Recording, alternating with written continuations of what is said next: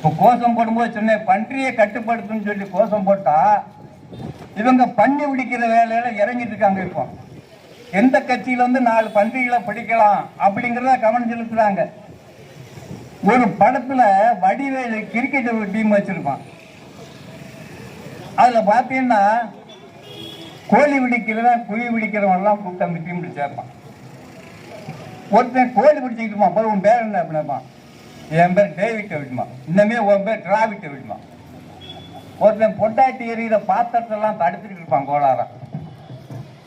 அவன்கிட்ட போய் கேட்பான், ஏய் நல்லா பாத்திரத்தை தடுக்கிறீ, உன் பேர் என்ன, என் பேர் சங்கிலி, இன்னமே உன் பேர் கங்குலி அப்படின்னு அவனை பிடிச்சி டீம்ல சேர்ப்பாங்க. இந்த ஜோலியில தான் இறங்கிட்டு இருக்கீங்க. மக்களுக்கான பிரச்சனைகளை, விவசாயிகளுக்கான பிரச்சனை தீர்க்கறதுக்கு எந்த விதமான ஆக்கப்பூர்வமான ஒரு நடவடிக்கை இந்த மைனாரிட்டி அரசு எடுத்திருக்கா? எதை கேட்டாலும் ஆதரவாச்சினான்னு ஒரு லாட்டி சீட்டு வியாபாரியோட மருமையா இருக்காரு, அவர் தான் பதில் சொல்றாரு.